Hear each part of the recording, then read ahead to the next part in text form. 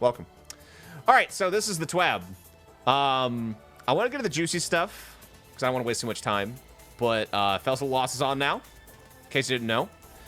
There is the weapons and gear trailer, which I'll show this off really quick in case you didn't see it. It's only 2 minutes. It's really cool.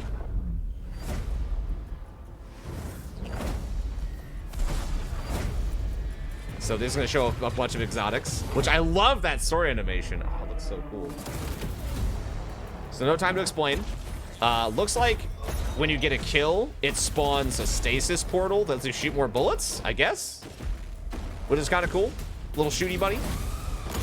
It's time, Guardian. Lightning on precision kills. This looks like it's going to be meta in Crucible. Because it looks like it's a short gaze, too. Anti-barrier sword. Get effed.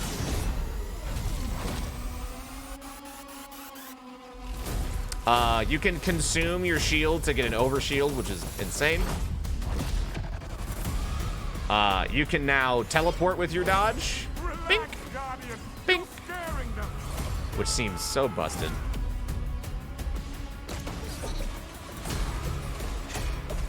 Throwing knife can bounce twice. Daybreak is better. And then we have poison gloves for warlocks.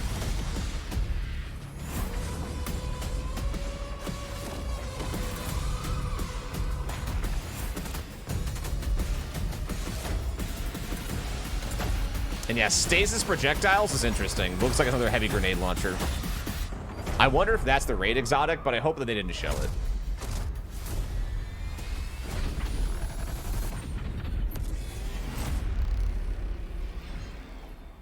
Wait, what did that say at the end? I think I missed that.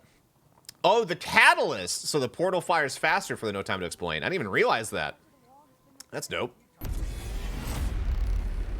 So yeah, that's the new stuff coming soon. Giving warlocks one god spread poison through hordes of enemies. I want some. All right. Over the last year, there's been a lot of great feedback about the new player experience in Destiny 2. Currently, players are given a single mission to become acquainted with some basic gameplay and then let loose in the tower without much direction on where to go or what to do next. This led to some confusion, as many players didn't exactly know where to start. Who's that robot that's meticulously cleaning an auto rifle? What do I do with these engrams? And what's a Zavala? The team has been working on restructuring the on-ramp for Destiny 2, and today we'll be giving a small glimpse into the new light experience. Cosmodrome. Ooh, you look nice. Starting November 10th, players will start the same way that most Valvas have. A ghost will be on the hunt for their guardian. They'll stumble upon you and they'll revive you for the first time. What's different now is that you won't immediately find a ship. Rather, you'll stumble into another guardian in the wild. Ooh, a person. Shaw Han is his name. He's on a mission with his fire team to investigate what the Hive are up to in the Cosmodrome. He'll show you the ropes and help you find your way among the gameplay and systems of Destiny 2. I kind of want to see this. I kind of want to see that. Like, I want to see that guy. Also, yeah, people have been presuming this is Uldren, but there's a lot of reasons for that, but I will not get into that. But yeah, dope. As a new player, you'll spend your first few missions getting acquainted with the new state of the world in Destiny 2. You'll have the opportunity to... Oh my god, look at the Cosmodrome! It looks so good! Oh, man.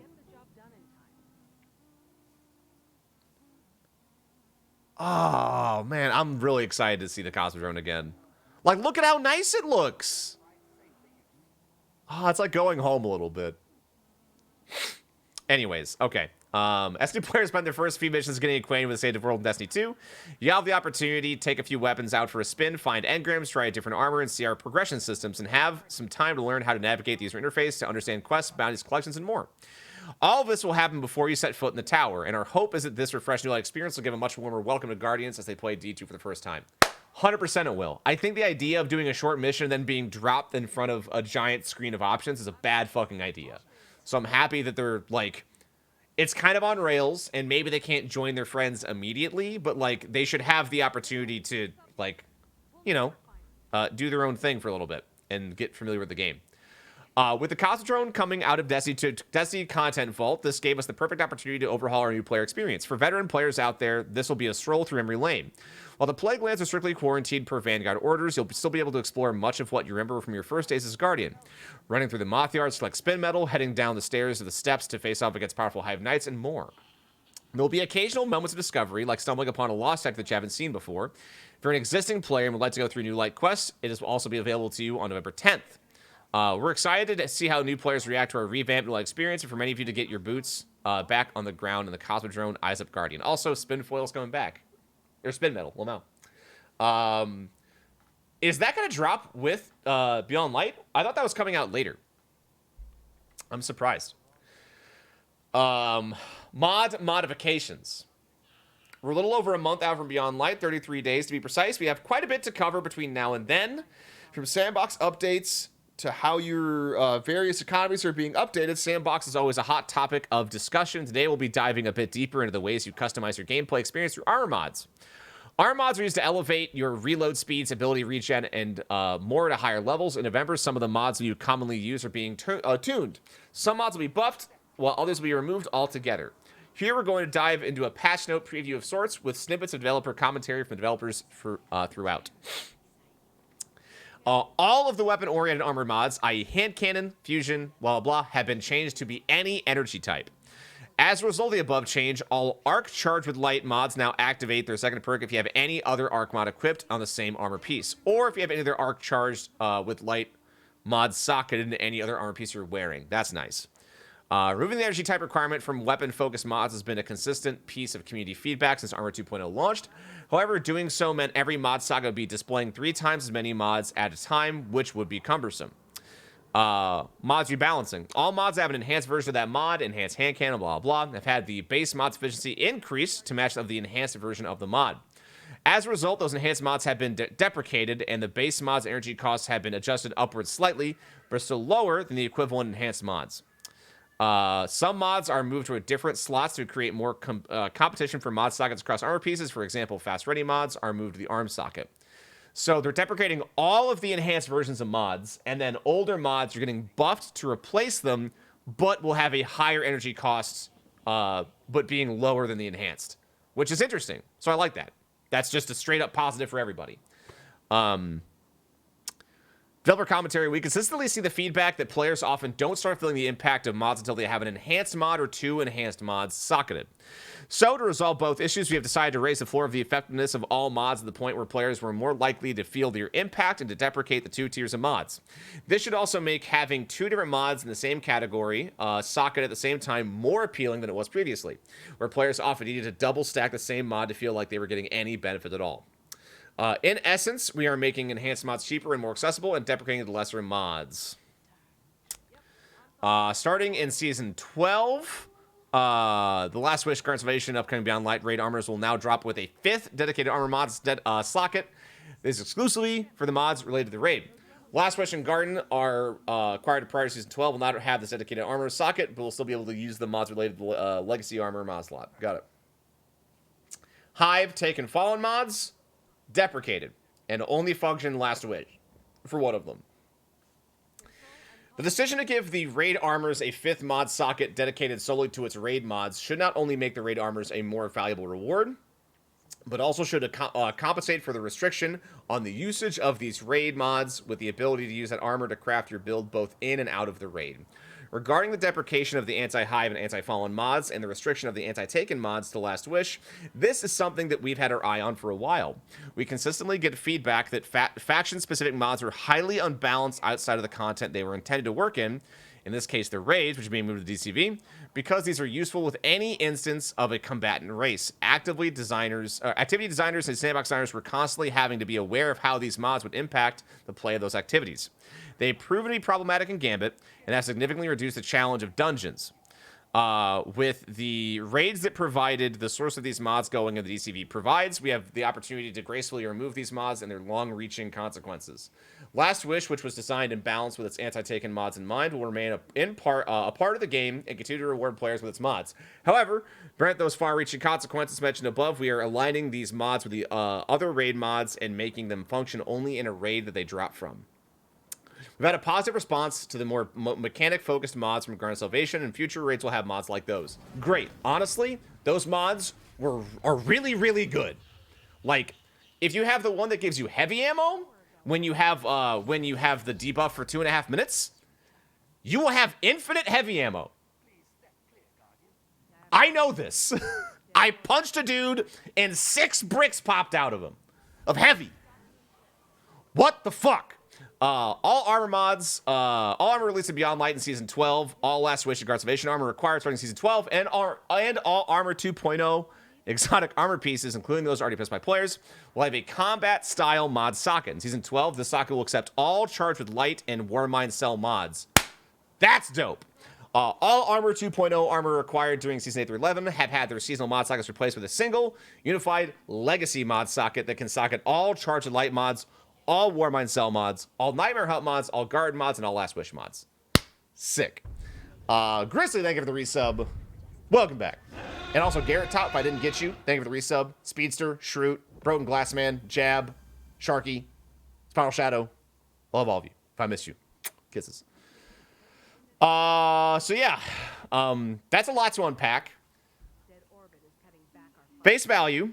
This really fucking sucks for anyone who invested time, especially recently, into acquiring these things. There's no going about that. I think they could have talked about this far sooner.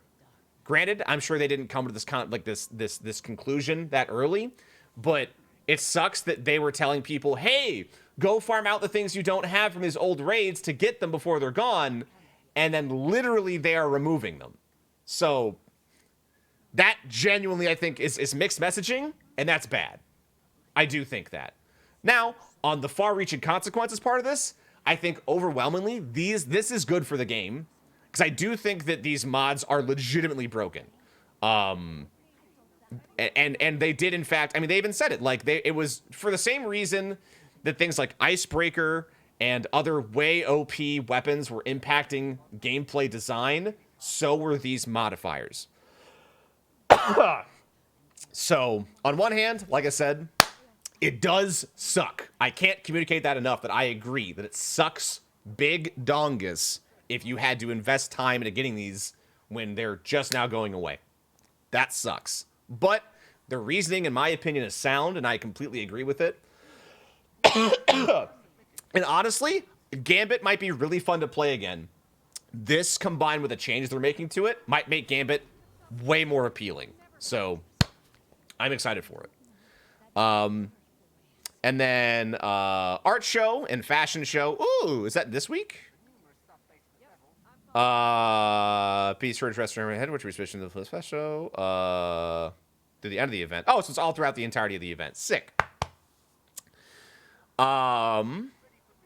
Season of Arrival style, due to the Cradle Encounters weekly rotation, it's possible for players to miss an encounter before the end of Season of Arrivals. They are not completed already. This also prevents players from earning the Season of Arrivals title. Players who are looking to complete Season of Arrivals title should ensure they have enough time to complete all associated triumphs before the end of the season. Players who earn the Season of Arrivals title should claim it and equip it. Got it. But yeah, basically you would need to literally this week make sure to go do you'd have, like, basically every week from here on out, you'd have to go clear your interference mission, or else I don't think you'll be able to do all the encounters that are there. It's a big if. I mean, I agree. Trust me. I understand that saying that Gambit could be really fun again is, like, a loaded statement. But, like, think about it. For me, most of my complaints revolve around the prevalence of heavy ammo and how it's permanent if you are fighting specific factions. And then, of course, the way how impactful invasion armor is. That's going away, and so is the mods for infinite ammo. So, we'll see. I'm just saying, in general, it's looking good. Closing Season of Arrivals, November 9th is when it ends.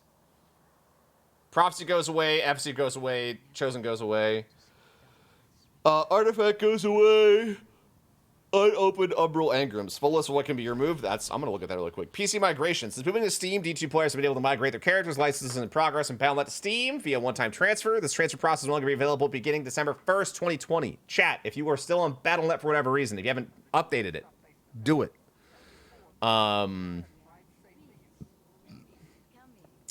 They fixed Cypher decode as far as I'm aware, at least the drop rates.